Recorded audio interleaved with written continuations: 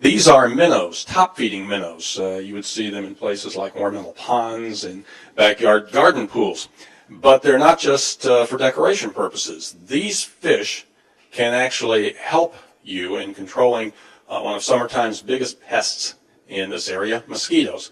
With us now is Dave Feast. Dave is the head of vector control for the Fort Wayne Allen County Department of Health, where you can pick up these fish for free if you'd like. We'll talk a little bit more about how you can get those in a bit. Dave, thanks for joining us today. Thank you. Let's talk a little bit about mosquito season. The past couple of summers, we haven't had too much problem with West Nile virus showing up in our area. Do you have any indication of what we can expect this summer? Well, unfortunately, every season is different because of the weather. The types of mosquitoes that can carry West Nile virus, they prefer hot, dry weather, similar to the type of weather that we had back in 2002 when West Nile first entered into Allen County. It was a very hot, dry summer. These types of mosquitoes, they prefer to breed in little stagnant pools of water. So if you have ditches that dry up and leave little puddles, so like last summer it was dry, but then we had a lot of rain and it flushes out those little puddles of water. Now this season, we've started out with a lot of water, a lot of rain, and now it's finally starting to get warm out. And so if it stays warm and all this water starts drying up, it's going to leave those little puddles of water. So it unfortunately, it's hard to predict what type of season it's going to be. You brought some examples to show us, one of which we're going to take a look at. These are mosquito larvae, right? Yes, mosquito larvae. These are Culex restruans. This type of mosquito it can carry West Nile. It's actually more of a bird biter. In the early season, these types of mosquitoes will come out. They'll bite the birds. They'll pass it on to other birds. And what they're in the whole West Nile process, they're amplifying the virus out there. They are spreading it from bird to bird. And then later on in the season, there's a couple other types of Culex species that will come out. And those type of Culex mosquitoes are more of a human biter. But they'll bite the birds, and then they'll pass it on to humans or horses or other possible victims. So we're out there trying to control these types of mosquitoes to prevent that transmission from occurring. And you have some other examples here. These are mosquitoes that could carry encephalitis. Is that right? That's correct. The one species we have here is Culex salinarius, and this type of mosquito, and they're very small. With the naked eye, they're hard to distinguish between each other. But this type of mosquito can carry West Nile. It does come out later in the summer. Here we have Aedes triceriatus, female. This type of mosquito can carry lacrosse encephalitis. It's a daytime biter. It likes to breed in tree holes and artificial containers. And unfortunately, this type of mosquito with lacrosse, back in 2006, there was a 15-year-old Northside freshman that passed away due to lacrosse. So since it is a daytime biter, if the mosquitoes are out biting during the day, we recommend that bug spray be worn. And then this is the male version, correct? Yes, males, you can tell by the naked eye via their antennae are real feathery. Male mosquitoes do not bite, only the females do. Females need the protein in blood to help help form their eggs.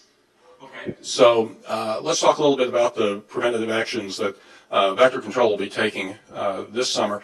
As opposed to past summers, you're really not going to be able to deal with areas where nuisance mosquitoes are populating, right? That's correct. Historically, we maintain a list of permanent breeding sites that we've been to years and years and years and checked and have found larva breeding. And historically, our list has been, we were checking about 1,000 sites.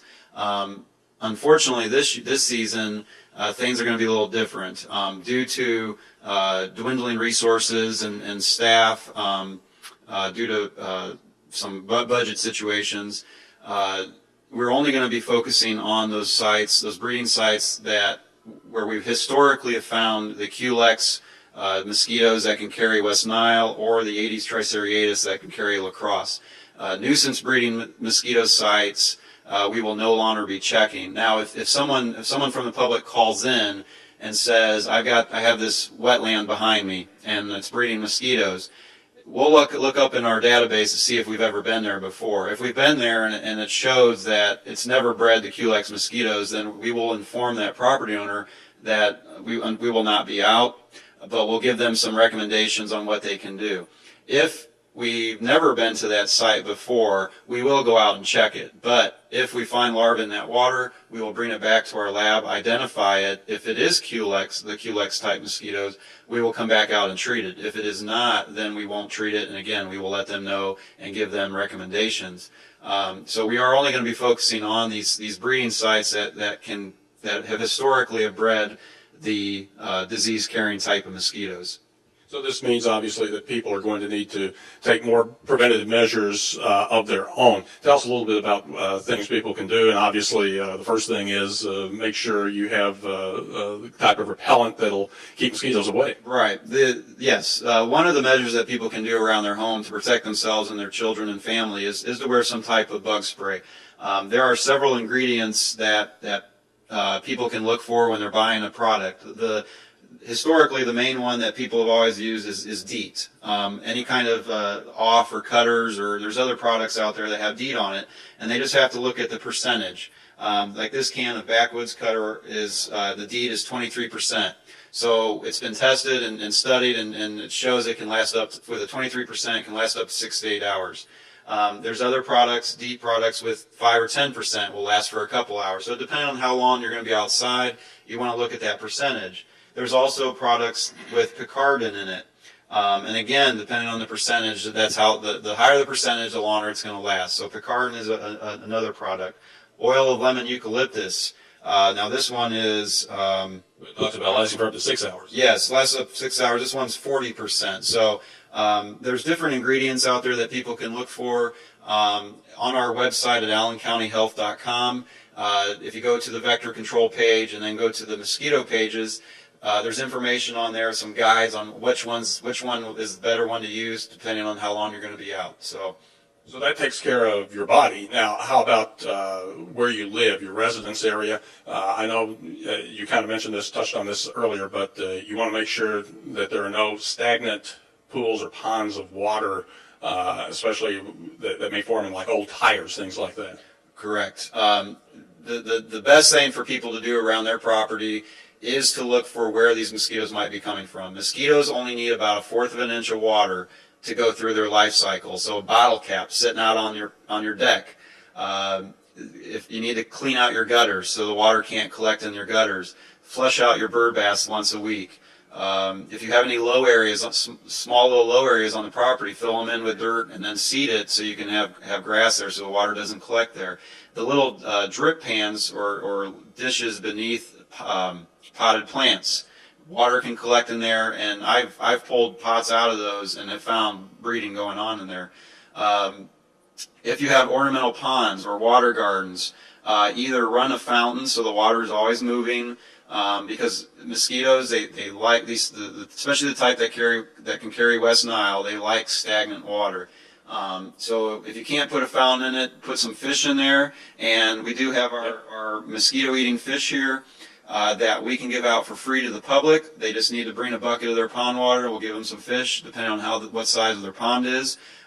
These fish can be picked up from our office here at 2242 Carroll Road, Monday through Friday, 8 to 12 and 1 to 4. And we'll give them some fish. And the only caveat with these type of fish, they cannot be put in the Indiana waterways.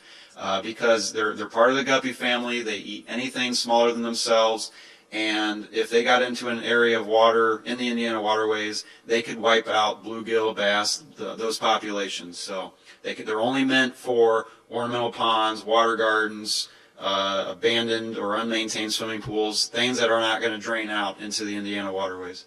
Well, Dave, we hope we won't have too bad of a season, but if so, I think we've got the public ready to take on mosquitoes. And again, if you need any of the fish, you can stop by Vector Control here on Carroll Road, and also more information about mosquitoes and other summertime pests available at the Allen County Health Department website. Dave, thanks so much for joining us. We appreciate it. Thank you.